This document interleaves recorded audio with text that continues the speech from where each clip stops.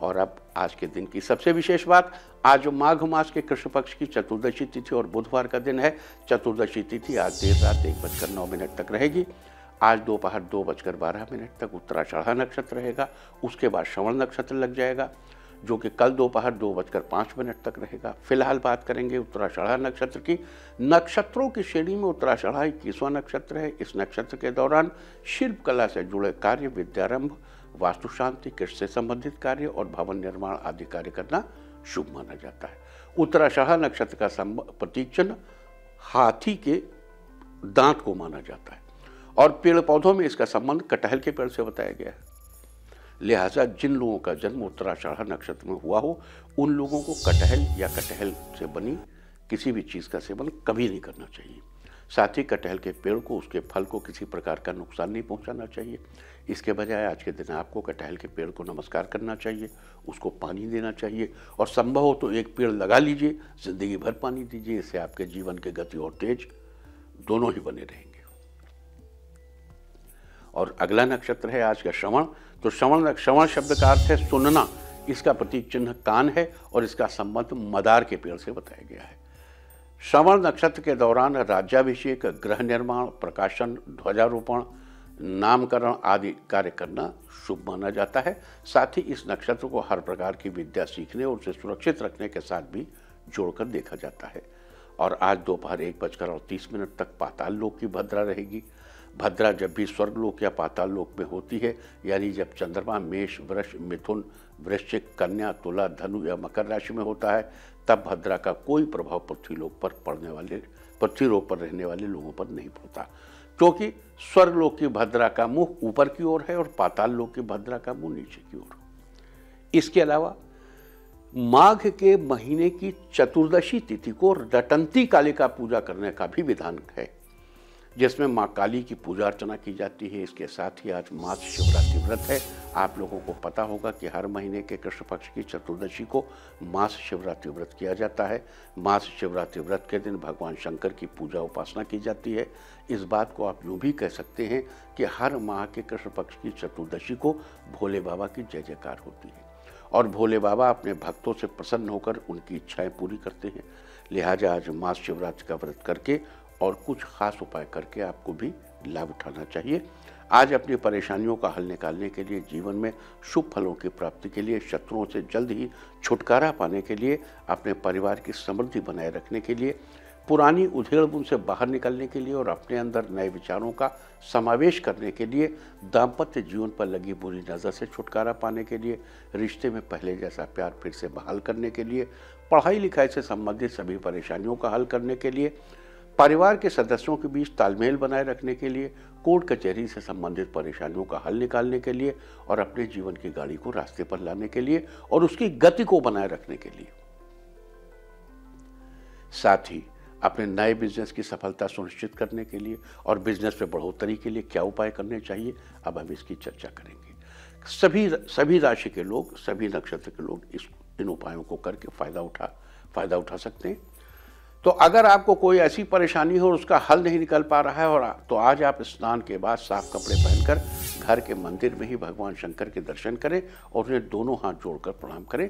साथ ही भगवान शिव से अपनी समस्या के समाधान के लिए प्रार्थना करें। आज के शुभ दिन में की गई प्रार्थना अवश्य सुनी जाएगी। अगर आप जीवन में शुभ फलों की प्राप्ति करना चाहते हैं तो आज अपने घर या मंदिर में उत्तर दिशा की ओर भगवान शिव की तस्वीर या पोस्टर लगाएं, लेकिन ध्यान रहे कि भगवान शिव की तस्वीर को अपने बेडरूम में बिल्कुल न लगाएं। बेडरूम के अलावा आप अन्य किसी भी जगह पर भगवान की तस्वीर लगा सकते हैं। और अगर आप अपने किसी शत्रु से परेशान हो, उससे छुटकारा पाना चाहते हैं तो आज सुबह सबसे पहले स्नान आदि से निवृत्त हो जाइए। उसके बाद एक मुट्ठी काले तिल लेकर भगवान शिव के मंदिर में जाकर काले तिलों को अपनी मुट्ठी से धीरे धीरे निकालते हुए शिवलिंग पर अर्पित करें। आपके शत्रु निवारण होगा। अगर आप अपने परिवार की समृद्धि बनाए रखना चाहते हैं तो आज स्नान के बाद साफ कपड़े पहने, घर की उत्तर दिशा की ओर के कोने में अच्छे से सफाई करें। फिर गोबर, साफ शुद्ध मिट्टी और राख को मिलाकर छोटा सा शिवलिंग बनाएं। इस प्रकार शिवलिंग बन जाने के बाद जब शिवलिंग थोड़ा सूख जाए तो उसकी विधि पूर्वक धूप दीप से पूजा करें और पूजा के बाद आज पूरे दिन शिवलिंग को ऐसे ही रखा रहने दें। अगले दिन शिवलिंग समेत बाकी सामग्री को किसी साफ बहते हुए पानी के स्रोत में बहा दें। अगर आपके अंदर कई पुरानी बातों को लेकर उधेड़-बुन चल रही है और उससे बाहर निकलना चाहते हैं, या अपने अंदर नए विचारों के समावेश के लिए आज आपको शिव तांडव स्तोत्र का श्रवण करना चाहिए, सुनना चाहिए। इसके लिए ऑडियो आसानी से इंटरनेट पे मिल जाएगा। आप चाहें तो इसकी सीडी भी बाजार से खरीद के अपने पास रख सकते हैं, रोज सुनिए। और अगर आपको लगता है कि आपके दाम्पत्य जीवन को किसी की नज़र लग गई है, जिसके कारण रिश्तों में अब पहले जैसा प्यार नहीं रहा है, तो आज गाय के गोबर से बने कंडे यानी उपले पर थोड़ी सी गुग्गुल रखकर चलाएं। आप भगवान शिव के मंत्र ओम नमः शिवाय का जाप करते हुए उस गुग्गुल से पूरे घर में धूप दिखाएं। धूप दिखाते हुए ओम नमः शिवाय बोलते जाएं। अगर आपको अपनी कहानी, अपनी पढ़ाई लिखाई से संबंधित किसी प्रकार की परेशानी आ रही है, तो उससे बाहर निकलने के लिए आज दिन ढलने के बाद शाम के समय भगवान शिव के इस मंत्र का जप करें। मंत्र है ओम नमः शिवाय। आज आपको भगवान शिव के इस मंत्र का कम से कम 1 माला यानी 108 बार जप करना चाहिए और जाप के अंत में भगवान को पुष्पांजलि अर्पित करनी चाहिए। और अगर आपको गुस्सा बहुत अधिक आता है, आप गुस्से में कुछ भी सोचने समझने की हालत में नहीं होते और अपने गुस्से पर काबू पाने के लिए आज आपको एक लोटा जल लेना चाहिए और उसमें कुछ सफ़ेद पुष्प डालने चाहिए। फिर इस पुष्प में से जल को शिवलिंग पर अर्पित करना चाहिए। अगर आपके परिवार के सदस्यों के बीच अब पहले जैसा तालमेल नहीं रहा है, तो आज शाम के समय भगवान शिव के मंदिर जाएं और आपके परिवार में जितने सदस्य हैं, हर एक सदस्य का नाम लेते हुए उतने ही घी के दिए भगवान के सामने जलाइए। जब सारे दिए जला दें तो भगवान से अपने परिवार के सदस्यों के बीच तालमेल बनाए रखने की प्रार्थना करें।